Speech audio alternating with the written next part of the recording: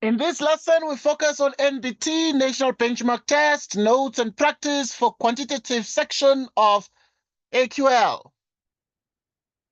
Right, we recap on the methods of operations on whole numbers. Okay, no. All right. A method for adding. Okay, the network just went.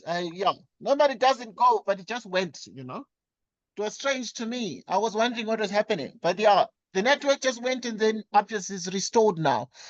Right now, there's a method for adding, so we shall recap very quickly. If you have 687, you actually adding to 45. You add 5 and 7, you get 2, you get 1, and you bring up the 1 here so that you obviously add the 2. You have a 9 plus 4, and that gives you 13.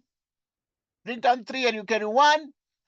And now, if you have the 1 there and you add the 1 up, and you would have actually 6 and the 1 that gives you 7, right? And you have 700s that way. Okay, obviously this is all primary school addition. Right now, the notion of subtraction, where you're taking away 23 minus 5.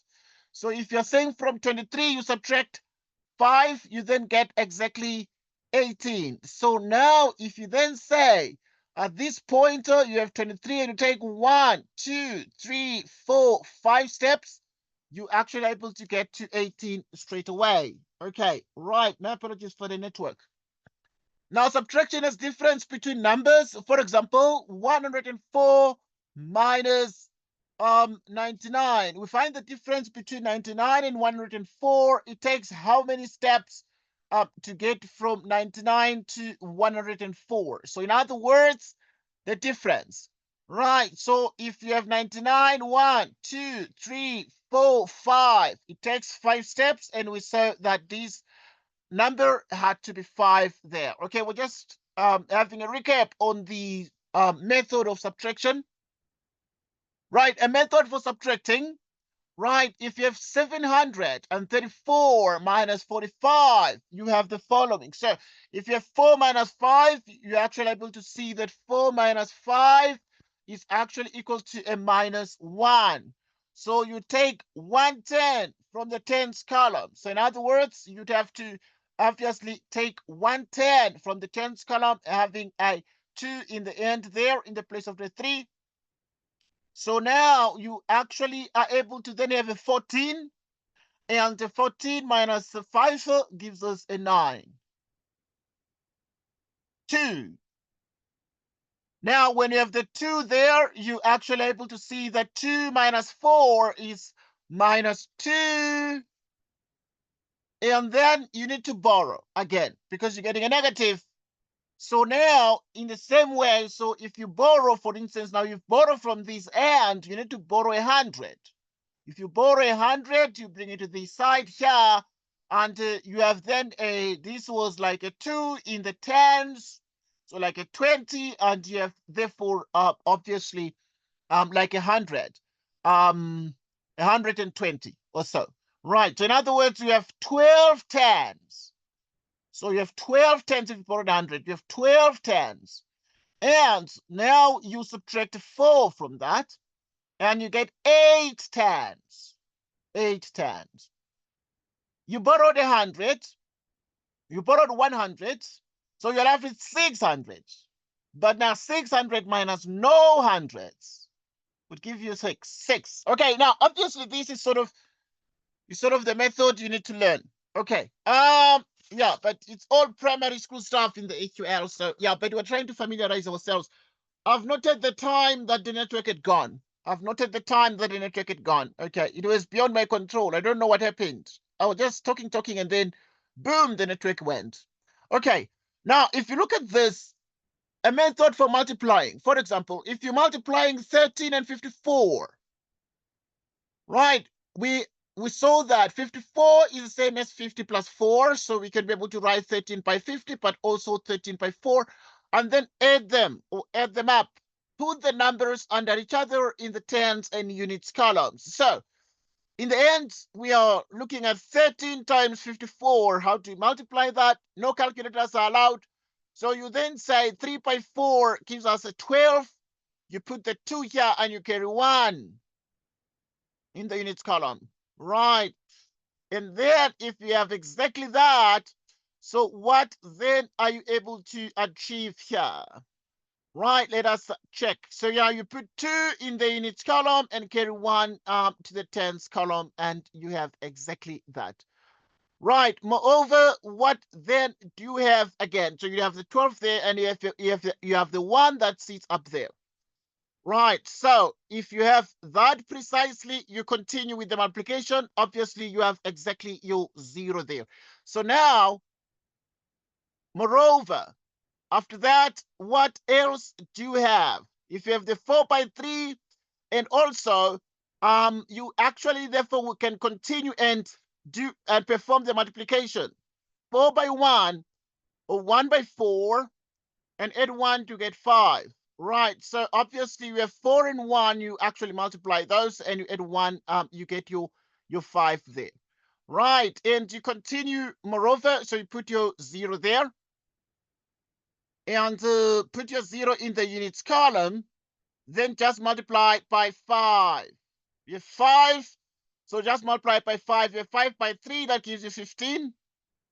So in each case, if you get the 15, you put 5, then you actually carry 1 in the tens, right, in the tens column.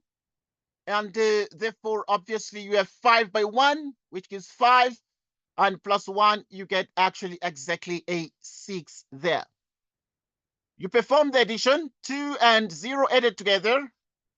You get exactly a 2. You add the 5 and the 5, you get a 10, so you bring down 0 and you get 1, and then 1 plus 6 gives you exactly a 7. So that gives 702.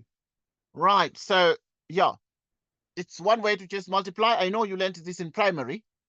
They're just reminding you so that you can be in a position to do these things in the assessments. Right, so now division.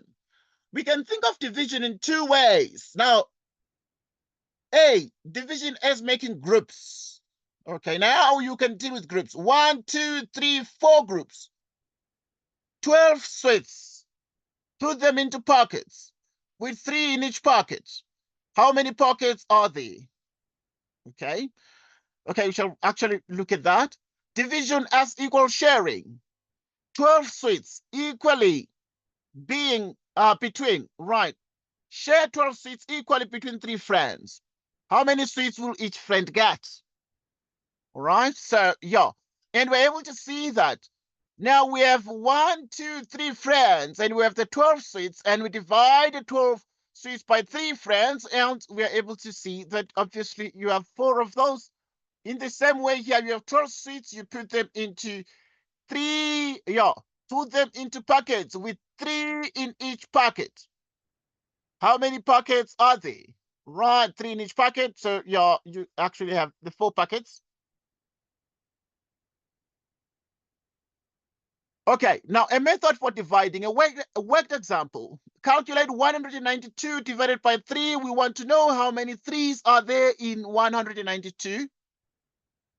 Right, so yeah, if we have 192 and we divide this by 3, we want to know how many 3's are in 192. So there are no 3's in 1, but there are 6 3's in 19. Yes. With 1, 10 remainder. 1 10 remainder. 1 10 remainder. Okay, so yeah, this is the method of division. Our friend, long division method. Right, so now we come here. That was step 1. Step 2, add the remainder of 110 to the units column to get 12. Step 3, there are 4 3's in 12 with no remainder. Okay, so we good. Right, okay, very interesting technique of division. Let's just recap on this method of dividing, but I know very well that this one you can do with ease. So it is the same as the long division you even do in high school. So you have 192, you divide by 3. Right, so if you divide, as said in step 1, there are no 3's in 1, so want to divide 1 by 3, but there are no 3's in 1, but there are 6 3's in 19. So since we wish to say 1 divided by 3, it doesn't happen. So we say 19 divided by 3, you have 6 this way. Right, and if you have 6 this way, we've already learned much ourselves. So we know that 3 by 6, for instance, would give 18. You balance. And if you subtract the 19 and the 8, you get a 1, 2. You divide 12 by 3, you have a 4. 3 by 4, it's another 12, and the result becomes 0. And obviously that gives us exactly that much there. Right, so it's something you need to take note of. That obviously at this point we divided the 19 by 3 and you got 6. But there was a remainder 1, and here's the remainder 1. The remainder 1 therefore makes, add the remainder 1, 10 to the units column. So if add 1, 10 to 2, you get like a 12. And then now you have 12, you divide by 3, you get a 4, and that becomes exactly, so that's a very powerful shortcut. We move forward. Yeah, just take note of this. Okay, we are going to go to the tests soon. I'm just going through the examples, right? For example, approximation. It is useful to estimate the answer to a calculation before doing the calculation. Worked examples. Estimate the answer to, yeah, let's do estimates. 48 by 103. Round off 48 to 50. And 103 to 100. And then you multiply 50 by 100. Multiplying 50 by 100 is the same as multiplying 5 by 1. And then you have 1, 2, 3 zeros. So 50 by 100 gives us like 5,000. So 48 times 103 will be close to 5,000. So we can give an estimate and say 48 by 103, if we multiply 50 by 100, because 48 is close to 50, but also 103 is close to 100. The answer is close to 5,000. It's just an estimate anyway. So the 5,000 is not the actual answer. Now approximate the answer to, if you're doing 25116 and you divide it by 483, it's approximately what? Okay, so in the same way, to estimate, this is like 25,116. We can just say 25,000. We divide by the 483 to the nearest 100 is actually close to 500. So that we can divide this exactly. So if we divide this 25,000 by 500, the 2 zeros cancel out. 250, you divide by 5. The 5 divides 25, giving us a 5, but there's a single 0. So that indeed it is true that, 25,000 divided by 500 is only 50. So we expect a calculated answer close to 50. Yeah, so the answer is going to be close to 50. These are just approximations. Yeah, but clever ways to really say what must the answer be close to. Why is this necessary? Okay, because there's no time. The time is too short. And you need to be like quick. What is the answer close to? So you work with the closest possible answers. Sometimes when you're under pressure, the calculator is not there. And yeah. Right, let's move on. Now, it's very important to deal with fractions. Right, it's important to deal with fractions. That is okay. That is all right. Never mind that. So it is possible to deal with fractions. How do we therefore deal with fractions? Right now, fractions themselves remain very, very important. How fractions work. Now, numerator, which is the top number, and denominator is the bottom number. So 3 divided by 4 has a numerator and denominator. We good. Now we're then saying 3 divided by 4. So now out of 4, we shade 3. 3 pieces of the whole are shaded. 3 pieces are shaded. There are 4 pieces in the whole altogether. So they're like 1, 2, 3, 4 pieces. So 3 out of 4, or 3 divided by 4 of the whole is shaded. Okay, but this is very, very powerful. So it's 3 divided by 4 shaded. If you say 3 divided by 4, it's like you're shading 3 blocks out of the 4 blocks altogether. So just fractions. Okay, let's continue. There are things we call equivalent fractions before we do the tests. Equivalent fractions have the same values, so they're equal to each other. For example, examples: 3 divided by 4.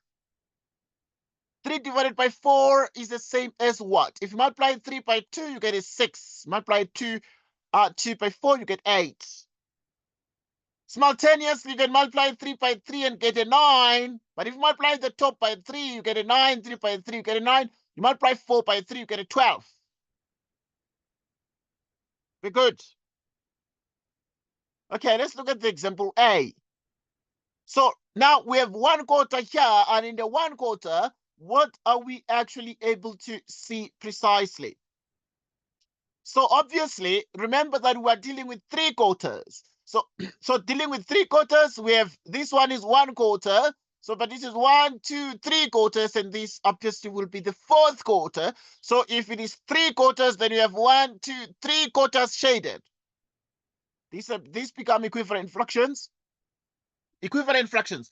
What about if it is 6 out of 8 now? Now, 6 out of 8 would mean that if then you look at 8 parts, 1, 2, 3, 4, 5, 6, 7, 8, and you only shade 6 of the parts. 1, 2, 3, 4, 5, 6. There we go. Now, 1 out of 12. Okay. Out of 12.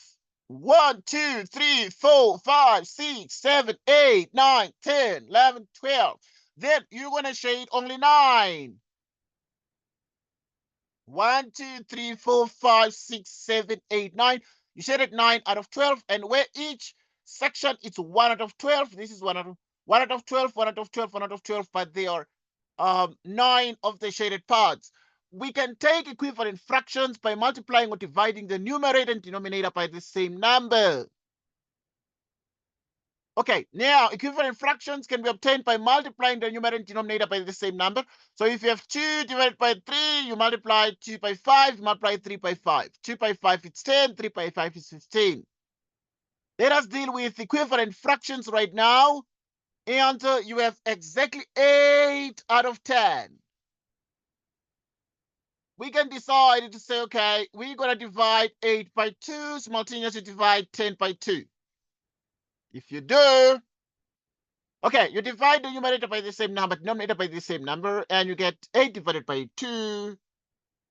It's actually exactly 4. You divide 10 by 2, you get a 5. Okay, move on. So it's 4 to 5. And these fractions are equivalent. Okay, we go on. Okay, there are certain things we call the improper fractions and mixed fractions. An improper fraction has a numerator that is larger than the denominator, so they're improper fractions. Improper, right? So this one is improper.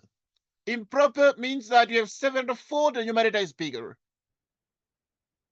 It's 7/4. So in other words, 7 to 4 is like 7/4, because if it's 1 to 4 is 1/4. So these are 7/4.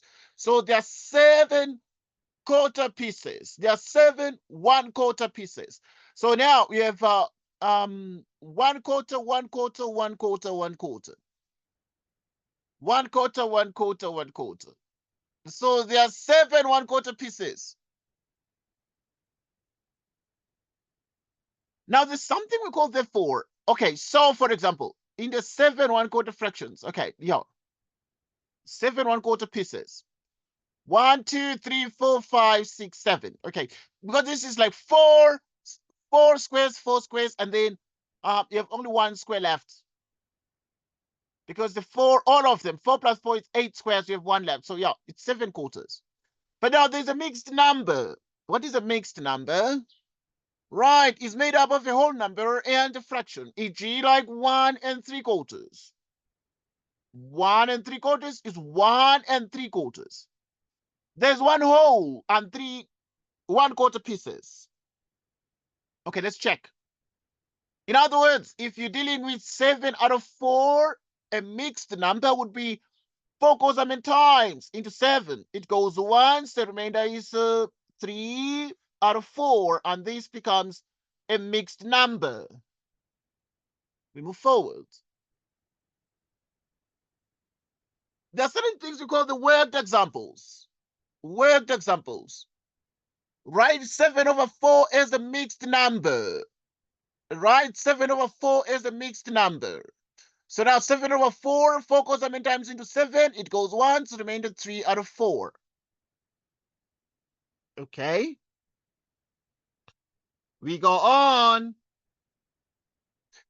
So 7 divided by 4 is 1 whole. 4 goes into 7 one time, with 3/4 left over. With 3/4 left over. Write 3 and 1/5 as an improper fraction. Let's check this one out. So if you write 3 and 1/5 as an improper fraction, so to do this, therefore, is the same as saying 3 times 5/5 plus 1/5. And this is the same as what? It's exactly the same as 16/5. Okay?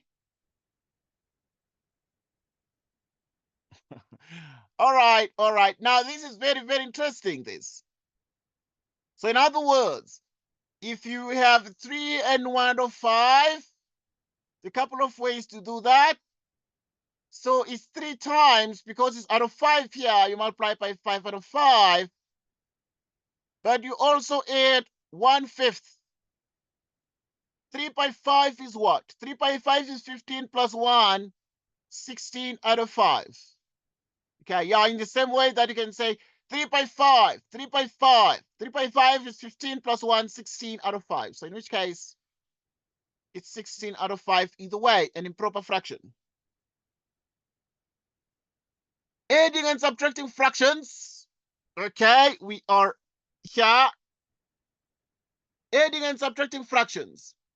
If fractions have the same denominator, it is easy to add or subtract them. Okay, let us deal with the fractions, for instance, like 3/4 together with 2/7. Right, so dealing with this, what are we able to achieve here?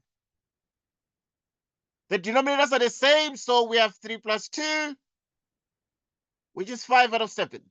Adding and subtracting fractions with different denominators. Okay, if the denominator is the same, you add the tops, 3 and 2, and get a 5, and you divide by 7. Work to example 1. Calculate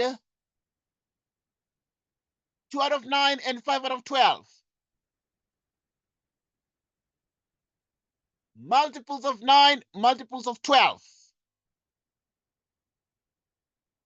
Okay, so in other words, we want to find the LCD. We remember all that.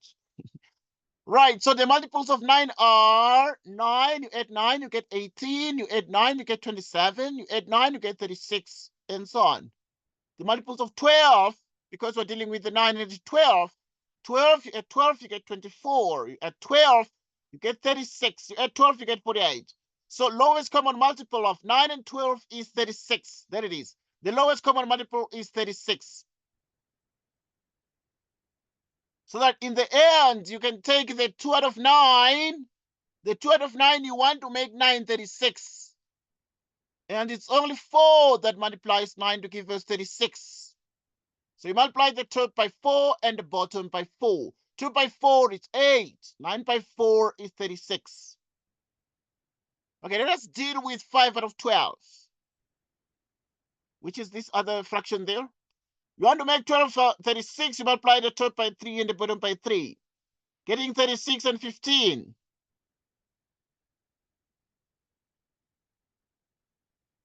8/36 and 15/36. What is 8 plus 15? 23 and 36. Okay, let's continue. So we have made, now the trick here, if you are worked example 1, you're adding fractions with different denominators. You try to make the denominators the same. The denominator was 9, and here it was 12. We made both of them 36, and then you added things up, and then you got 23/36. There's no number that divides into 23 and 36. So 23 divided by 36 is the answer in simplest form. Okay, we're good. So, yeah, so 23 out of 36 cannot be simplified any further. Let's move on. Multiplying fractions. How do you multiply fractions? Like this one, 3 out of 5 multiplied by 10 out of 11. 3 by 10, 15 by 5 by 11. 3 by 10 is 30. So you multiply the numerators and multiply the denominators. Like that. Okay, we're good. So multiply the numerators, but also the denominators. Now look, use common factors to simplify the answer. Okay, so now if we have 30 divided by 55. Let's simplify this one. Okay, this is just basic a little bit. But now, if you simplify this, what do you multiply by? You look for the highest common factor. Highest common factor. So you divide the top by 5, the bottom by 5. 30 divided by 5, it's 6. 55 divided by 5, it's 11. Worked example 2. Calculate 2 out of 3. 2/3 of 12. Calculate 2/3 of 12. So if you say 2/3 of 12 is the same as 2/3 by 12. 2/3 by 12. 3 goes how many times into 12? It goes 4 times. So that 2 by 4 is 8. And you have 1 by 1, which is 1. And therefore 8 divided by 1 gives us 8. So you can be able to get 2/3 of 12 of its multiplication, so that now you just simply divide. Say 3 goes how many times into 12? It goes 4 times, and 4 by 2 is 8, and the answer becomes 8. Okay, some of the tricks you know very well already. Okay, you can divide fractions. 3 out of 4, you divide by 5 out of 7. How do you divide fractions? One of the most popular techniques that we use is to change the order of division for the next fraction. This becomes like 7 out of 5. So you have what? 20. So now this is 21 out of 20. Okay, so we're good. So you can be able to divide fractions, excuse. They are decimals. Decimals. Hundreds. Tens. You need to understand place value when you deal with decimal values. What does 536,247 mean? The digits after the comma represent fractions less than 1 unit, written as tens, hundreds, and thousands. So now if you're dealing with hundreds, for example, hundreds, they're tens, then they're units.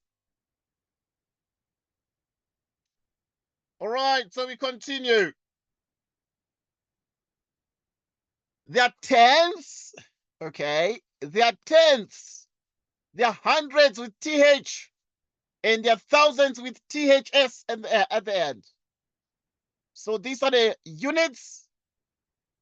And in other words, if you're dealing with the 536, you have the 6 is under units, the 3 is tens, and the 5 is hundreds. Then what about these two after the decimal comma? Right, so it tells you that it's tenths, and then this one is hundreds, and this one is thousands. Right, like thousands. Right, so this is the sort of thing you actually need to take note of. So now 536,247 means that you have 5 times 100. The 30 is 3 times 10. The 6 is 6 times 1. But the tens, like 2 tens would be 2 times 1 out of 10. The hundreds are 4 of them. 4 hundreds, hundreds with TH.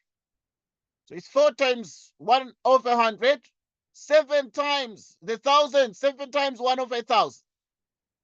You add everything up. If you add everything up, it is equal to 500. and 36,247. Take a look. Okay, just understanding things we call the place values. Okay. Yeah, most of this is like primary school. Okay, so but we're good. We're just revising. Just going through the document. Okay, now which decimal is bigger? Okay, 0,1 versus 0,01. Which one is bigger? Okay, to see which one is bigger, you can see that in this case, you are dealing with 0,1. And here, you are dealing with 0,01. Now, 1, 2, 3, 4, 5, 6, 7, 8, 9, 10. Right, so there are 10 rows. 1, 2, 3, 4. Yeah, if we start here, 1, 2, 3, 4, 5, 6, 7, 8, 9, 10. Okay, so now this one is like 10 rows, like, yeah, 10 rows and 10 columns. 10 by 10, it is 100. There's 100 squares inside. Well, if you count these little bits, in principle, so there are 100 squares here, but just that this one has just been sandwiched like that. It's just been put together. So now let's check. You then say out of the 100, you actually only take 10 of them. You take 10 out of the 100, the 0 cancels, and you have 1 out of 10. That's why this guy said 1 out of 10, which is 0,1. But now the 1 out of 10 is like you took 10. 1, 2, 3, 4, 5, 6, 7, 8, 9, 10. You took like 10 squares. And then you took the 10 squares, and that's what you got. We continue. We check further. Now here you said 1 divided by 100. So we then have, therefore, that out of 100, you took only 1. Right, and therefore you're in a position to then say it's 1 out of 100. So which one is bigger? From the diagrams, we see that 0,1 is bigger than 0,01. Okay, from diagrams, you can see that this one is a bigger part of the diagram and this is much smaller. It's a smaller piece. Similarly, if you are to look at 0,01, it is bigger than 0,001. And 0,001 is bigger than 0,0001. We continue. We continue. Right, and we check more stuff. We check more stuff. Now, for instance, 35,2 is bigger than 35,098. Okay, yes. 2/10. Okay, look at this. It's 2 turns. 2 turns. Because of the 2 after the decimal comma is bigger than no tens. Is bigger than no tens. Clever. So that now if you have 35,2 is bigger than that.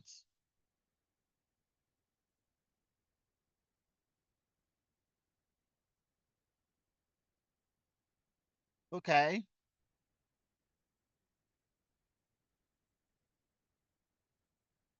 Okay.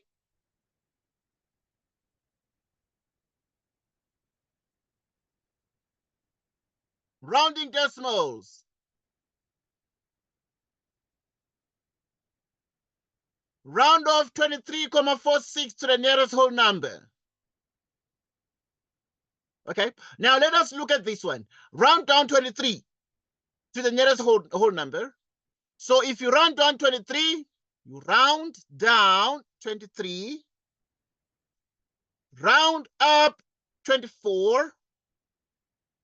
Let's check this out. So now if you have 23 and then 23, 1, 2, 3, 23,4. And then there's 23,46, which is between 23,4 and 23,5. It's between them. That's where it's sitting, 23,46. So you can round up to 24, right? Which is 23,5, 23,6, 7, 8, 9, and then 24. Let's read what this guy is saying here. Look at the digit to the right of units. Whole numbers in the tens place of 23,46. It is 4, which is less than 5. The halfway point. So we round down to 23. Okay, so example 2. Round 23,46 to the nearest tenth. Look at the digit to the right of the tens. That is in the 100th place of 23,46. It is 6, which is bigger than 5. The halfway point. 5 is the halfway point. So we round up to 23,5. Okay. These things you already know. But now they've just written the stories here. So if you have 23,6, you can round it actually to 23,5. So to the nearest tenth. So the tenth is the digit that sits here. So obviously 6 is going to increase the 4 by 1 unit. Example 3, round 23,5 to the nearest whole number. Whole number. What do? We know very well that this one is approximately 24 because the 5 increases 23 by 1. So it's something you need to take note of. So we continue. Okay, so we're saying 23,5 is half. It's exactly halfway between 23 and 24. By convention, we have a 5. We round up, so the answer will be a 24. Similarly, 23,75 rounded to the nearest tenth will be 23,8. So this one is going to increase 7 by 1, 23,8. Okay. And we're doing this. This is sort of the convention, sort of the rule. We move on. Okay, we're recapping on some of the things here to make sure that your AQL, you just remember some of the basics. Let's look at converting decimals. We can write a decimal as a fraction using our own knowledge of place value. Right, so in other words, if we are given, okay, this is also part of what you need to just in general know, but 0,62, now it's 0,62, what you do, you actually can know very well that it's like this a tenth, right? And dealing with the tenths, and here you're dealing with the hundreds. So that in the end, then you'd have 6 out of 10, 2 out of 100. Now we want to make the denominators the same. 100 denominator. We want to make 10 100. Oh, multiply by 10, 10. Okay. Instead of 10 here, multiply the top by 10, the bottom by 10.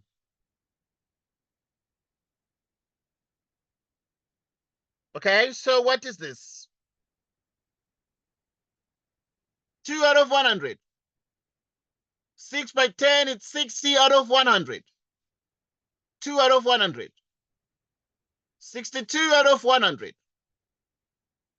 Okay, this will be like 62 out of 100. So we're changing 0,62 to converting decimals. Right, we can rewrite a decimal as a fraction. We've written this decimal as a fraction. Right, the fraction 62 over 100 can be simplified to You can divide 62 by 2, getting a 31. You divide 100 by 2, you get a 50. A fraction can be written as a decimal by writing it with a denominator of 10, 100, or 1000. So, if we have 1/4, can you write this one as a decimal, and how do we do that? This guy is really convincing us that you can just multiply the top by and the bottom by a number that makes the denominator 100. So we multiply the 1 by 25, multiply the bottom by 25, you get 100. Divide the 2, you get 0.25. But it is difficult to write a fraction with a denominator of 10, 100, or 1000. Then you can convert it using division. Worked example. 1 divided by 8. What is 1 divided by 8? 1 divided by 8 can be written as 1 divided by 8, like we did in grade 1. And now what then can you do precisely? As you said, it is difficult to rewrite a fraction with a denominator of 10, 100, or 1000. Then you can convert it using division. Right, if you find it difficult, you can convert it using division. So now you start by saying you have 1 divided by 8. 8 goes how many times into 1? It goes 0 times. And then obviously, if it goes 0 times, you actually therefore put a decimal comma. And after you've put a decimal comma, you imagine yourself, for instance, with a 1 and a 0, because the remainder is 1. So when you divide 1 by 8, it goes 0 times, but you have the remainder 1. And with the remainder 1, if you look at that, for example, as a 1, 0, what then are you able to exactly achieve? So in other words, you can look at the fact that you're dividing 1 by 8. Let's just do this together. Right, let us remind each other. You divide 1 by 8. How many times does it go? It goes 0 times, but you have remainder 1. Right, and then now if you have remainder 1, for example, and you actually look at the fact that with the remainder 1, even if you perceive that as, for instance, remainder 1, and you add a couple of zeros to it, and you look at that, for instance, as 10, and how many times do you divide there? So if you divide into 10, the remainder is 2, and you put 0. Right. So in other words, you actually continue with the division, and if you divide into 2, it goes how many times? The 8 goes 2 times, and you have remainder 4. You have 0. Right. So you have a set of the remainders here. You had remainder 1, remainder 2, remainder 4, and divided by exactly remainder 4 divided by 8, you have a 5. 0.125. Right, so obviously, it's some of these basics there that you can do. Obviously, I mean, this is when it is a little bit tricky to convert the denominator to 100, to say what number can actually multiply these exactly to 100. So you can play around and actually have this long division method of converting things. And when you put your remainders here, you put your remainders there. Okay, let's move on. Adding and subtracting decimals. Add or subtract decimals in the same way, as we did for whole numbers. Line up the numbers carefully according to the place value. Now, for example, if you have example 1, example 2, 26,000. Okay, or 26. Okay, 26,473. That's what That's what our system of writing is. Okay, we write things strangely a little bit, different from the way the Americans do. For example, if you look at the Americans, we use a decimal comma, they use a decimal point. So it's strange that we write things differently. So example 1 is 26,473, 18,25. Okay, you add the things up in example 1, you get 44,723. But yeah, now you can order them like that. 26,473, and then you put the 18,25. But yeah, you can see we're 1 digit short because this one has 5 digits, and this one would need obviously a little bit. It's 4 digits, so you are 1 digit short. You balance it 0. Let's perform addition. 3 by 0 plus 0, you get a 3. 7 plus 5, you get a 12. 2, then you get a 1. And now, for instance, you have the 1 that is there. And the 1 that is there is going to help us out because it's going to be 1 and 4, which is going to give us a 5 and 2, and which is going to give us a 7. So we continue. We continue.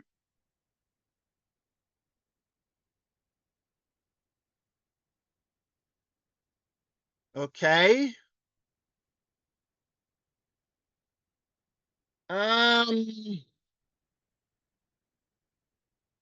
Right, we continue.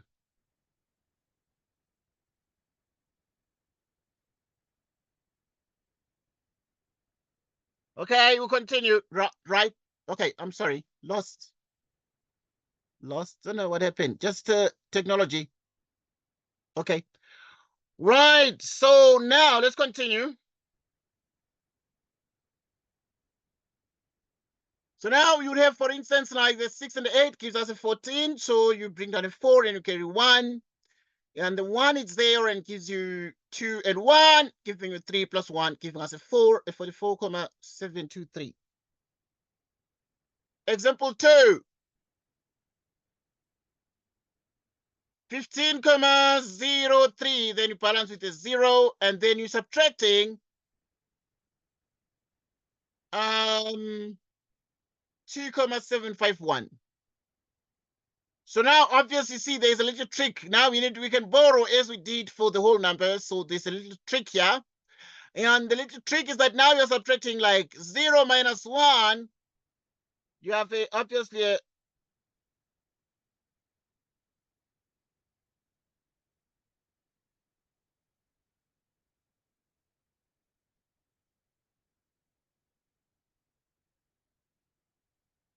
okay. Let's continue. We need to borrow. Let us deal with this because now, obviously, you're not going to use a calculator in the exam. I'm sure that is why they're reminding you the basics here. So if you have 0 minus 1, 0 minus 1 is a negative 1. And with that in mind, the tendency is to borrow. Right. And if you borrow from these, for instance, you'd actually, therefore, as we did for the whole numbers, if you borrow, the idea is to borrow sort of a unit so that this becomes like a 10, you subtract, you get a 9. But you borrow the units there. So you can imagine yourself, for instance, is having 1 unit less, which is a 2. Right, but now you have a 2 and you run into trouble again because you need to say 2 minus 5. You still have a negative. So you need to borrow. Okay. And when you borrow from this place, you'd be like, how do you borrow from 0? Right. So obviously now you need to realize, hang on. You can borrow from there a unit. You bring it across, giving you exactly. So if you borrow a unit here, you're left with 4. And here you have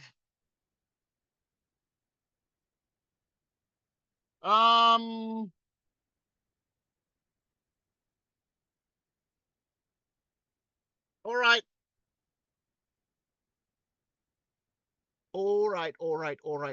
All right.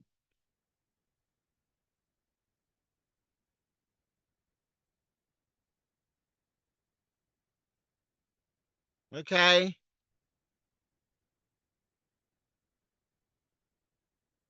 Okay, we'll continue.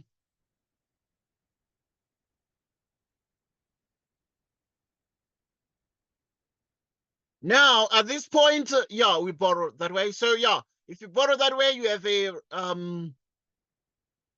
from the 10, you have a 9, you borrow the 1 and you bring it here.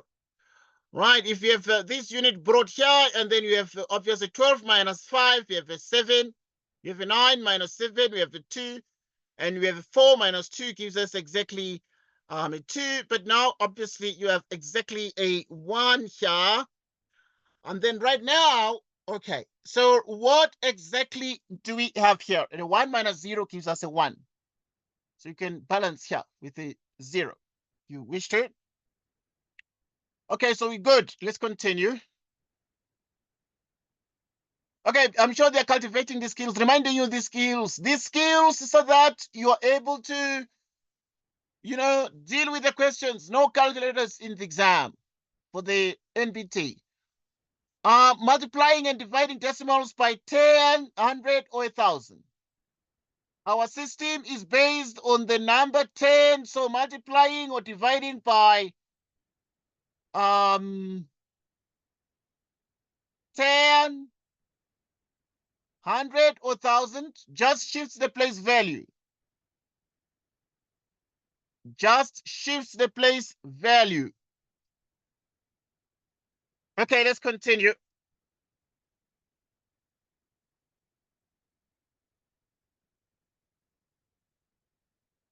Right, each time you multiply by 10, the digits shift up 1 decimal place.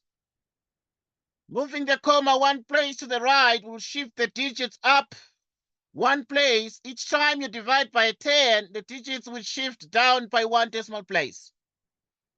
Moving the comma 1 place to the left will shift the digits up 1 place.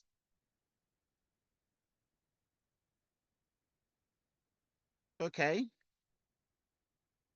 Let's look at some examples.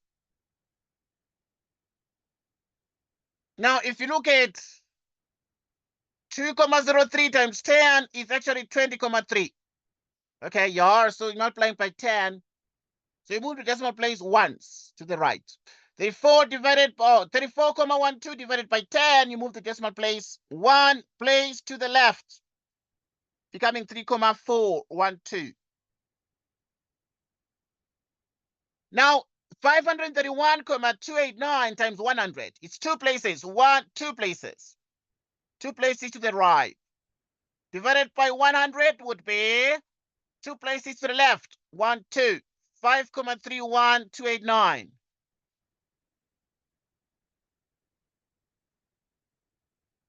So we have the following.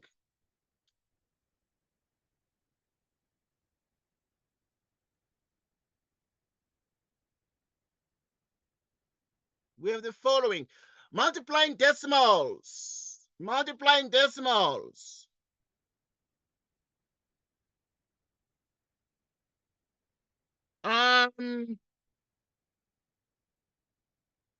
We continue. What is this? Okay, multiplying each decimal by a power of 10 to get rid of the comma. Sometimes we want to remove the comma, and after calculating the answer correct for this and divide by the same power of 10. Let's look at some examples. 0,02, you multiply by 100. So if you take 0,02 multiplied by 100, you remove 2 places, giving us 2. 7,4 multiplied by 10, 1, and it's 74. Okay, now let's deal with this. So now we have 2 times 74, which is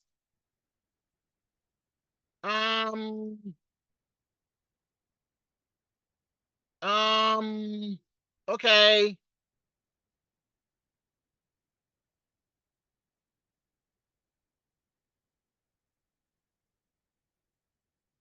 Okay.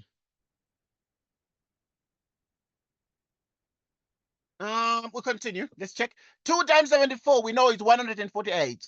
But if you take 148 and you divide it by 100, which means that if you divide by 10, okay, let's check this. So divide by 100, two places.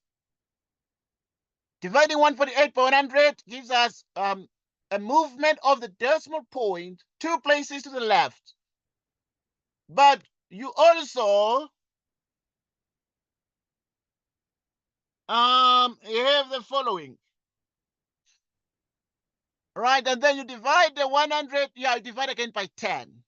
So if you divide by 100, it becomes 1,48, but you divide again by 10, it becomes 0,148.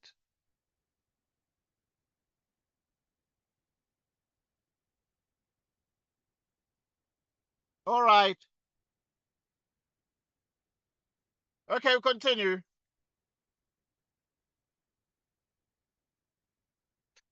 Let us check. We can summarize what we have done as follows.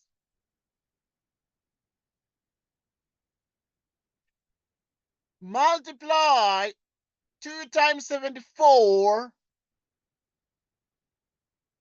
which gives us 148. And so, for example, interesting. And so 0,02 now multiplied by 7,4, what does it give us? So it gives us 0,148. Right. So, yeah, I mean, there are a couple of ways to do this. So you have 0,02. I know you can be able to do that because now you're not going to have a calculator in the exam. So now you move two places. You multiply this one by 100 over 100. We want to multiply 0,02 by 7,4. You have no calculator, remember.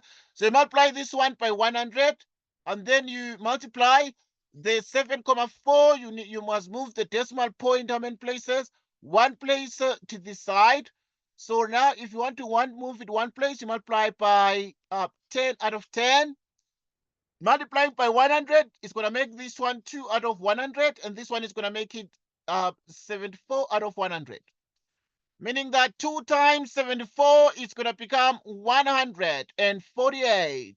And you divide by 100 times, okay, this one is a 10. Right, so it's a 10, this one. 100 times 10 is 1,000. So we move it 1, 2, 3 places. It's going to sit there. So which is 0,148. 0,148. So that is sort of what you're getting.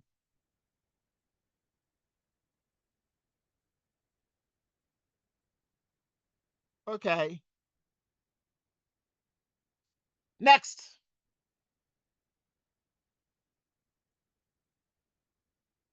Dividing decimals. Dividing decimals. First, write the division of decimals as a fraction.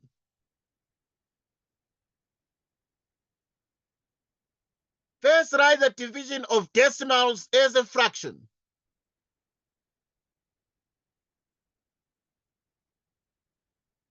Then multiply top and bottom by a power of 10. Choose these to make the denominator a whole number. Example. So 6,51 divided by 3.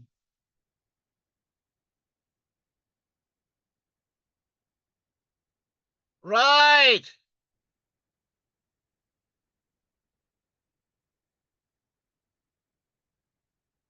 Okay, y'all. Just a minute.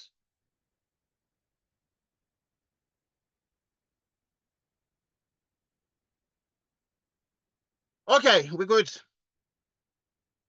Okay, we're good.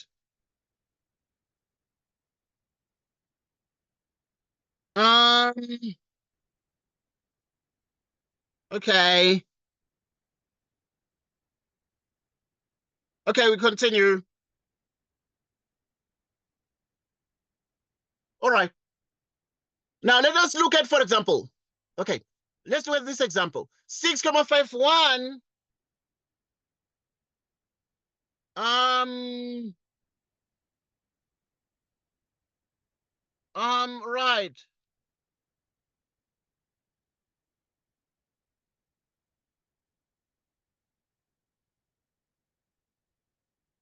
Right. Right. So yeah, let's check this out. So you have 6,51 divided by 0,3. So how do we do this? Okay. Now, if the 6,51 divided by 0,3, okay, we wish to deal with what? With this kind of division. So we can deal with 0,3. Right.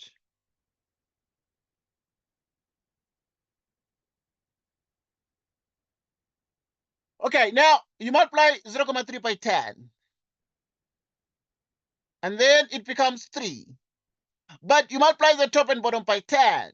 Okay, because these kinds of things you already know, but yeah, it's just that they're there to lay the foundations because you not have a calculator in the exam. So now, if you multiply 6,51 by 10, you get the decimal point moves one place, and then it becomes 65,1. All right. So first, write the division of decimals as a fraction. Then multiply top and bottom by power of 10. Choose these to make the denominator a whole number. Multiply the numerator and denominator by the same number. We multiplied here the numerator and denominator by the same number to make denominator a whole number. So we made the denominator a whole number. Once the denominator is a whole number, it's easier, much easier, because the denominator is a whole number, then you can divide. How do we do the division? We ask ourselves, how many times does 3 go into 65? Right. How many times does 3 goes into 65? 3 divides 63, going 21 times. And therefore in 65, the remainder is going to be 2. Right. The remainder is going to be 2. And then there is a 0.1. Right. There's going to be 2. And then there's a 0.1. You divide by 3. Now the question is, what is this? This one is easy. You can multiply the top by 10, that by 10, getting exactly a 21 out of, right, getting exactly a, yeah, okay. If this is actually like 2,1 out of 3, multiply the top and bottom by 10. 21 out of 30. So what exactly do we get from 21 out of 30? 3 goes how many times in 21? It goes 7 times. 3 goes 7 times. So it divides here. It goes 7 times in 21, giving us 7 out of 10. 7 out of 10 is 0.7. Okay, we are saying the calculator is not going to be there. So yeah, some of these things are very basic, but you need to just, cultivate the steps. I'm going to ask you some questions to engage your senses. All right, so we're good. We're good. Right, so we're good.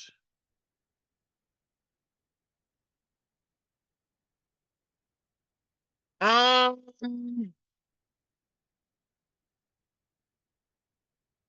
we continue, please. Okay, let's check. Next thing. Okay, we must be able to deal with percentages. Let's just remind each other percentages. I know that we know percentages very, very well.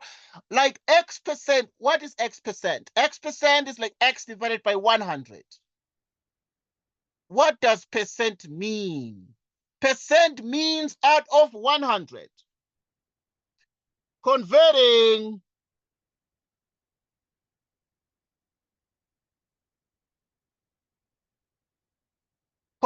between fractions, decimals, and percentages. Word examples. Convert 25% to a fraction in simplest form.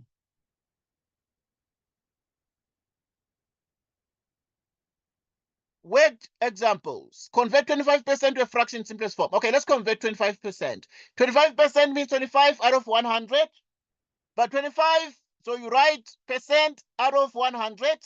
So percent means you divide by 100, and then you simplify. Simplify a fraction, divide top and bottom by common factor. What is the common factor? Common factor is 25. 25 divides 25, giving us a 1. 25 goes into 100 4 times. There it is. There it is. Out of 4 is 1/4. 25%.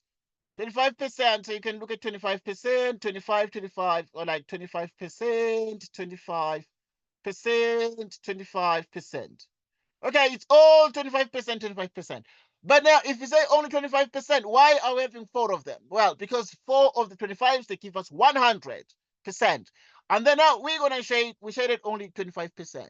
Means that it's like, it's 1 out of 4 shaded parts. 1 out of 4 shaded parts. We continue. We continue.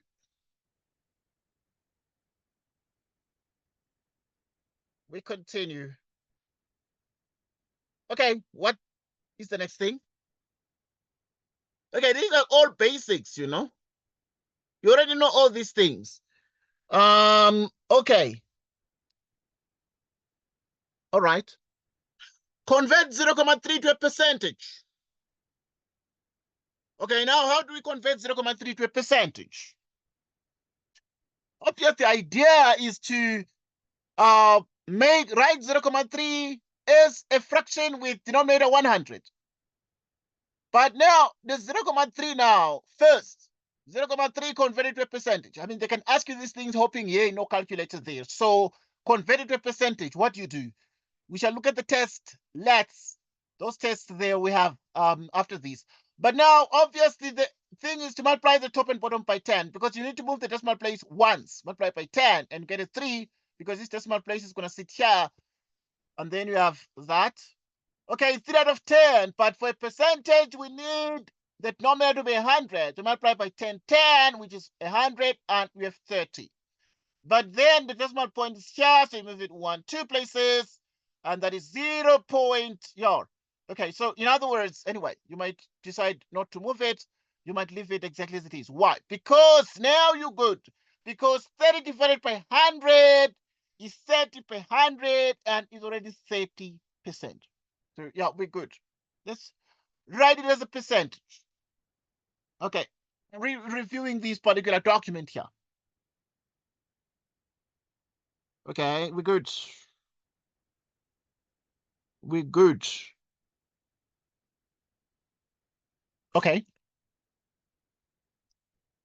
Now let's look at the next one. Calculating a percentage of an amount. To calculate X% of an amount, use X% of the amount.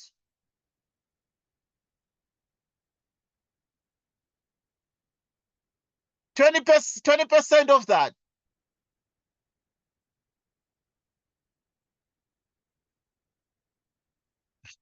Right, so 20% of 75 is like 20% times 75 Rand. Okay, good. What is 20%? It's 20 over 100. 75. So yeah, we're good. We want to get the answer here with ease. You can see what this guy is doing. This guy is saying, okay, watch out. 20 goes 5 times into 100, but it goes once into itself. But 20 goes 5 times into 100, and this gives us 1 by 75. It is 75 divided by the 5. If you divide 75 by 5, you get 15. This is the answer. The answer. Next. Finding what percentage a part of a whole is. Okay, now they can ask you some little questions like this, hoping that you have no calculator.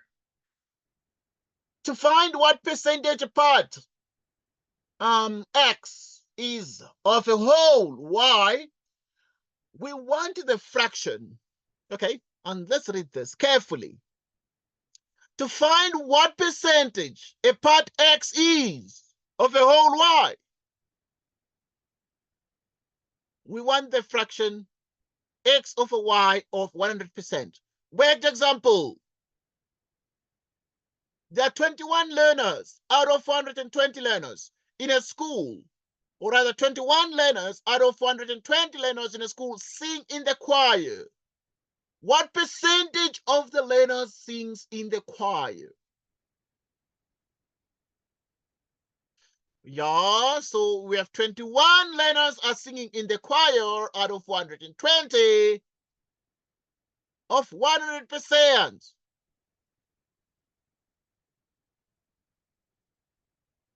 Okay. 21 out of 120 sing in the choir. What percentage of the learners sings in the choir? Okay, anyhow. Okay, language terms there. But now, we have the following. So what exactly is the answer to these? So you can see this guy is really saying, okay, take a look at the fact that 21 is able to go into 420. It goes 20 times, but it goes once into itself. So that you can have, we shall have 1 out of 20 this way.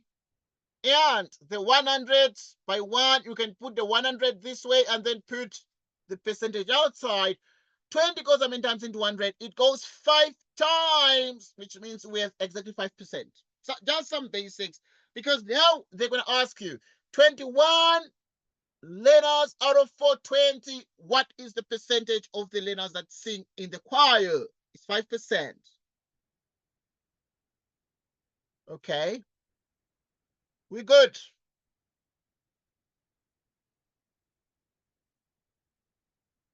Okay, there are certain things like calculating percentage increase or decrease. This can be tricky. This can be tricky. You find this one also in many other applications, like in life sciences. I've seen this a lot. And you can even find in the physical sciences. Of course, in mathematics, it is part of it. How do you find the percentage increase or percentage decrease? There's a formula that you must just remember. Right, and yeah, it helps to remember the formula. To find the percentage by which something has increased or decreased, we calculate the following. Now, if you check very carefully, okay, now we have the following. New amount minus original amount divided by original amount. Okay, this is the formula. The new amount minus the original amount divided by the original amount times 100%. Let's look at a worked out example. The number of learners taking maths drops from 500 to 470. What percentage of the learners drop maths? Okay. So now you then say the percentage decrease is the new amount. And the new amount is dropped from 500 to 470. So the percentage decrease is going to be the new amount of 470 minus the original amount of 500 divided by the original amount of 500. You multiply by 100 so that you have a negative. The negative shows that this is a decrease in percentage. So it is a percentage decrease. So you must remember how to do your percentage decrease, because yeah, they're gonna trick you in the questions. In the tests, we shall check more of this. What about increase or decrease by percentage? To increase an amount by X%, you need or you add X% of the amount to the amount. Let's check this out. Amount plus X% of amount, which is amount plus, what is X%? X% is like X of 100 of the amount. it's equal to amount, it's a common factor. You take out amount, and then now you have x over 100 and then 1. We're good. Let's look at the decrease. To decrease an amount by x%. Okay, so here you would have increased it by x%, because if you increase by x%, you take the amount and you add x% of the amount. Then you are increasing the amount by adding x% of the amount. So in other words, you are increasing an amount by x%.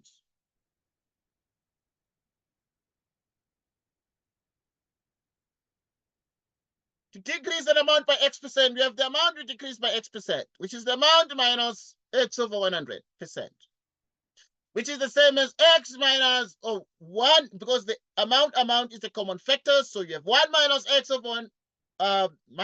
over 100. The amount is a common factor. We look at the worked examples. The price of milk. Okay, the price of milk was 11 rand, but it increased by 5%. What is the new price of milk? Now, to get the new price, we're going to say it was 11 rand before, and then it increased by 5%. So we add 5% of 11 rand. 11 rand plus x over, right, yeah, 11 rand plus the 5% is 5 over 100 times 11. The 11 rand, we take it out, and we have 1 plus x over 100. And then this is the same as what? Right, if you add 1 plus 5 out of 100, okay, it's the same as multiplying 10, this 100 by 1, getting 100 and the 5, which is 105. In 105, you move the decimal point. 105, you move the decimal place by some 105 divided by 100. So you move 1,05 times 100, and therefore you have exactly this. You have exactly that there. Yeah, the couple of ways to do this, and because now if you say 105, divide by 100, you can then take the 11 rand, multiply the top and top, 105 times 11, then you have whatever you get. You divide by 100, you move the decimal place to this. I know you can do that one. Can actually be in a position to do that one. For example, now you can have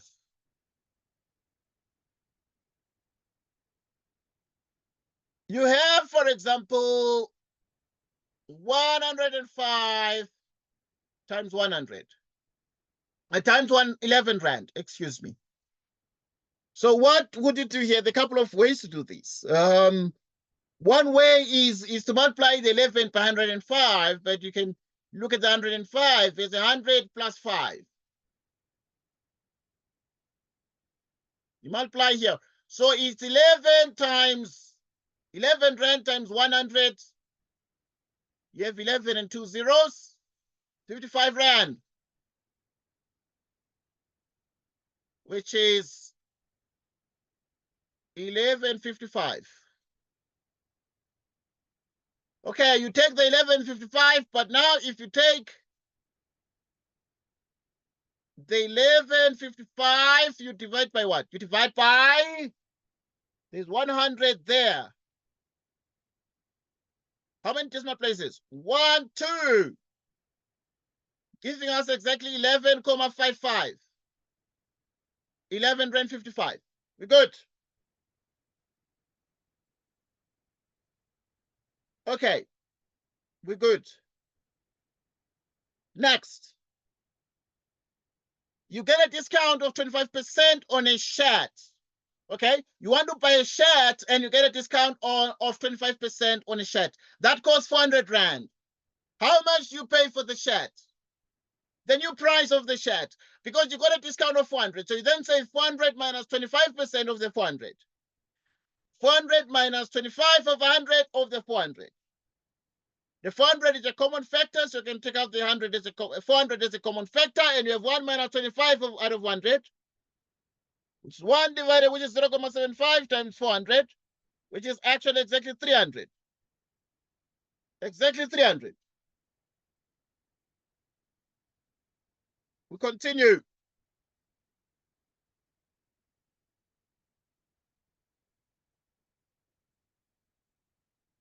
There's something we call the percentage back to whole.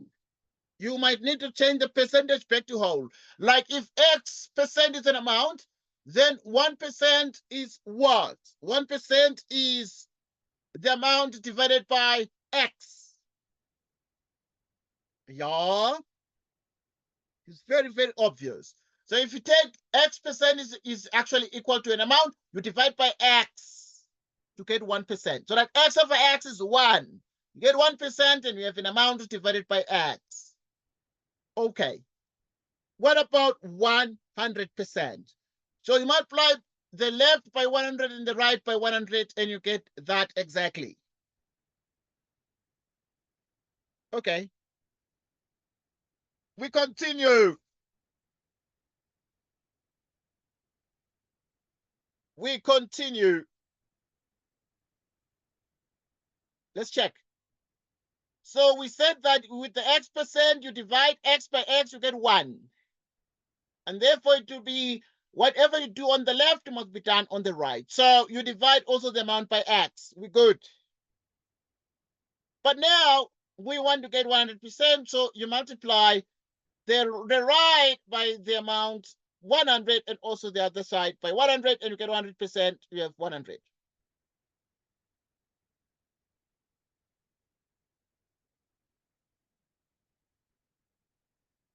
Worked example.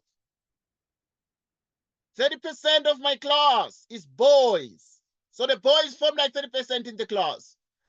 There are 12 boys in my class. How big is my class? Okay, here is an example. How big is the class? So they're going to ask you questions like that. Let's check.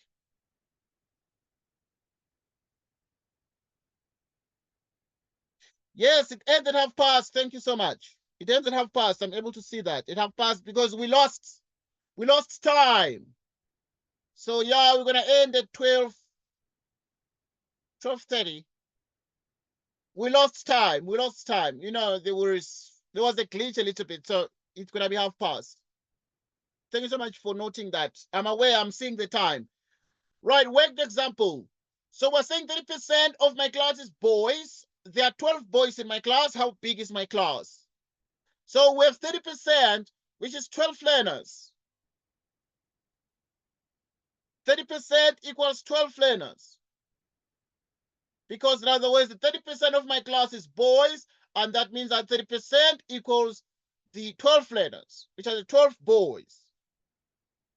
But now you have 1%. So you divide by 30. So that 1% is 12 out of 30. Multiply by 100 both sides, meaning 100% equals 12 out of 30 times 100. 40 learners. So there are 40 learners in the class. Beautiful, beautiful method. We move on. Let's look at ratio and rate. What is a ratio? A ratio compares two quantities of the same kind, that is, people, cups, kilometers. So a ratio compares two quantities of the same kind. We compare people, cups, and kilometers, etc. An example, in a recipe, I use 3 cups of milk for every 2 cups of flour. This tells us the ratio of milk to flour.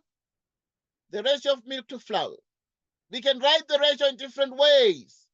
The ratio of milk to flour. Okay, so you have 3 to 2. 3 to 2. 3 out of 2.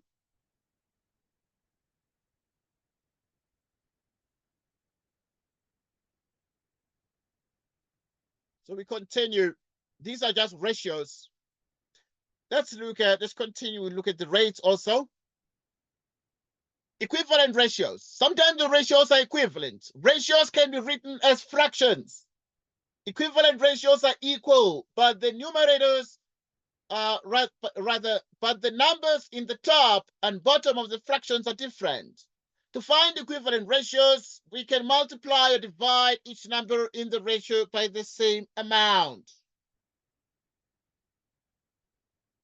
We continue as follows.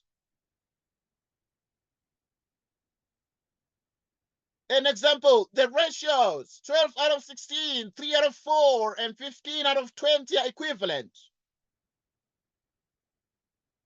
12, the ratio of 12 to 16, 3 to 4, 15 to 20 are equivalent. How do you see that? We divide, whenever we divide 12 by 4, we get 3. But also, if you divide the top by 4, you divide 16 by 4, which is the bottom, you get a 4. Okay, now you want to move from 3 to 15, multiply by 5, you get 15, multiply by 5, you get 20.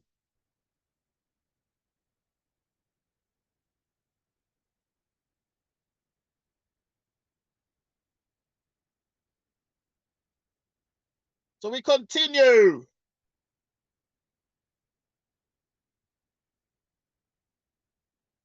Worked example. At a camp,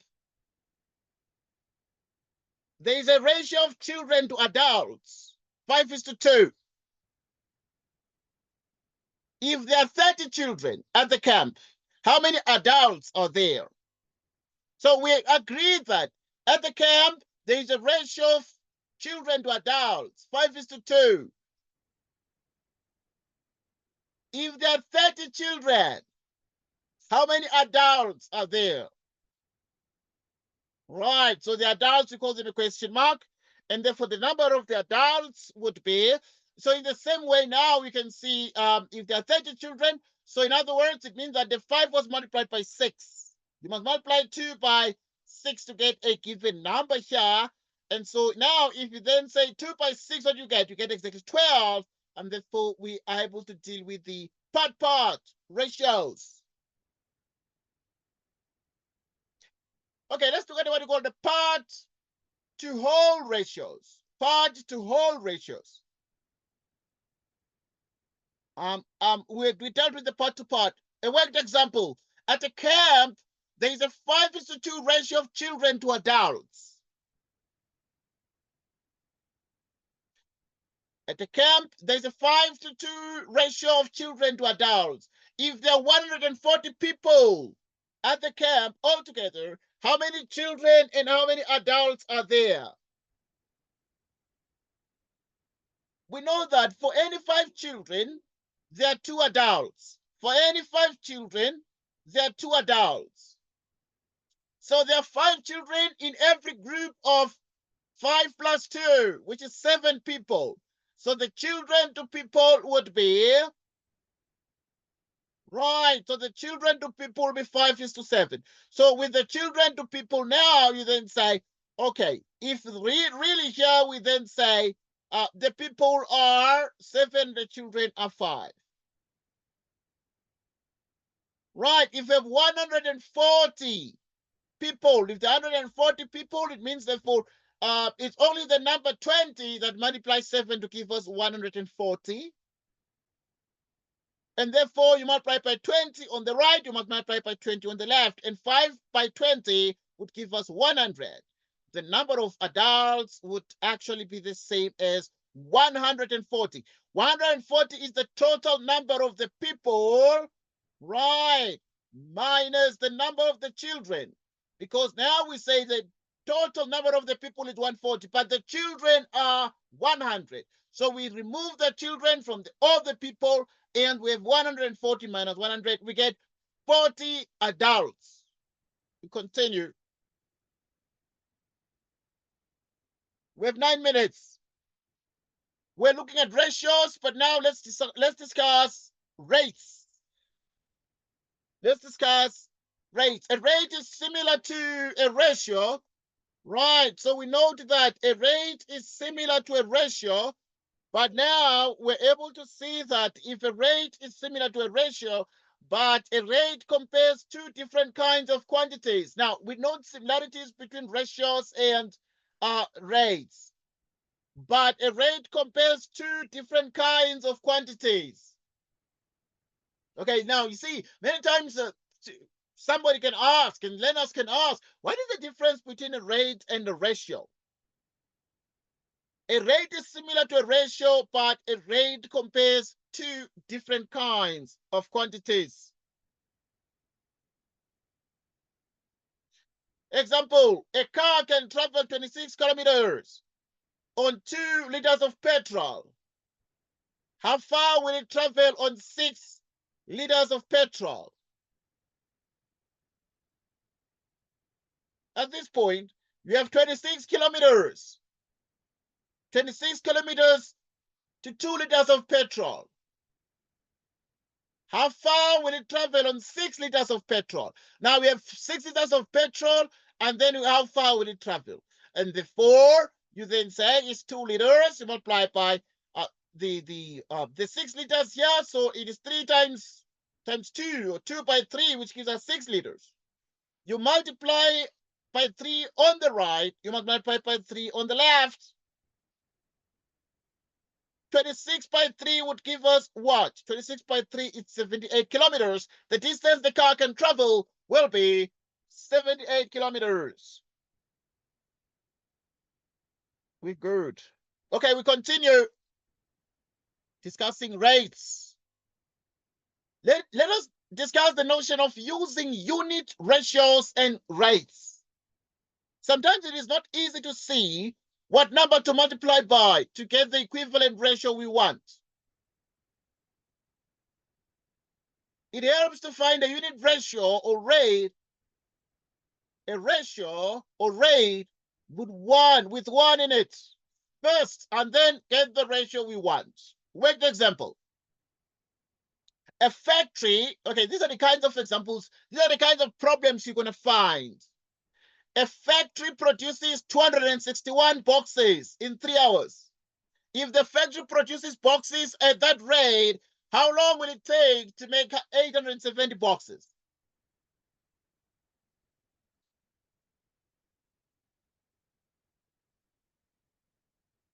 So we have the following.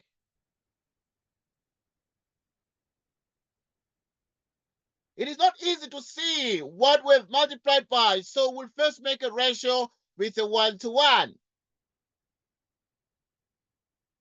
Because in the end, what then if the factory, remember, a factory produces 261 boxes in 3 hours. So 261 boxes are to 3 hours.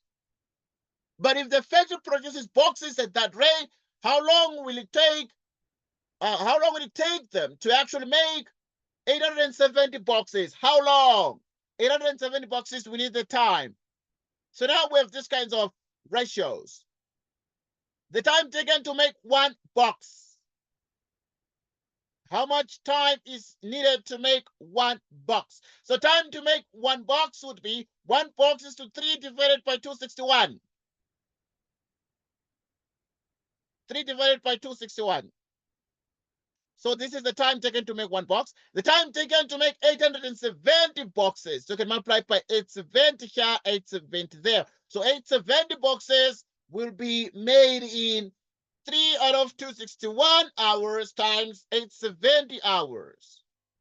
And therefore, so it will take 3 divided by 261 by 870, and this is exactly 10 hours. Be good. Next. Okay, we're gonna play around with some of these things. We're gonna make time during the course of the week to practice this more. All right, we need to practice this more.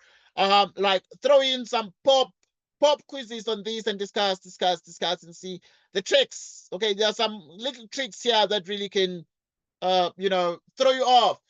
There's something we call direct but also indirect proportion. This is like physics. What is direct proportion? 2 quantities are directly proportional if they have the same constant quotient. The answer when you divide. All right, so you continue. Let's look at a worked example. Distance. The distance is what? If the distance is 60, 120, 180, 210, 240. Those are the distances. Like 60, 120, you increase by 60. The hours are 1, 2, 3. 3,5, then 4. Distance divided by time gives the constant speed of 60 kilometers per hour. Let's check. Distance divided by time. If you look at the distance divided by time, you divide 60 by 1, distance divided by time, you get 60. 120 divided by 2, it's 60. 180 divided by 3, it's 60. 210 divided by 3,5, it's 60. 240 divided by 4, it's 60. Okay. The distance traveled increases in direct proportion to the time. As the time increases, the distance also increases. This is very important. As the time increases, the distance also increases. So the distance traveled increases in direct proportion to the time. Right. The distance was 60, the time was 1. The distance doubled to 120, the time also increased to 2. The distance now increased to 180, the time became 3 hours from 2 hours. So we can see that indeed it is true that the distance traveled increases in direct proportion to the time. Direct proportion to the time. So what does direct proportion mean? It means when one increases, the other increases as well. So as time increases, the distance also increases. We're finishing, please. Few minutes.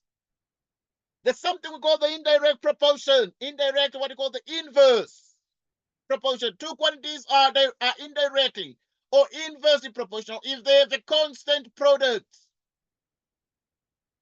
Constant product. The answer when you multiply. Let's look at the weight example. It takes 24 days. Okay, because these are the kinds of exercises you're gonna meet in the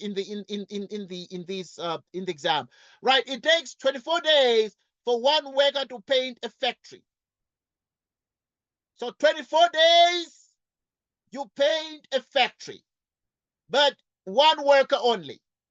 The table shows the number of days it takes depending on how many workers are employed. Okay. Number of days. Now, the number of days are like 24 days, 12 days, 8 days, 4 days. 24 days, number of workers, 1. The table shows the number of days it takes depending on how many workers are employed. So now, in other words, the number of days, if there are 24 days, number of workers, only 1 worker.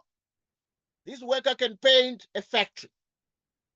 But now, if there are to be, the factory must be painted in 12 days, you need 2 workers. The factory must be painted in 8 days, you need 3 workers.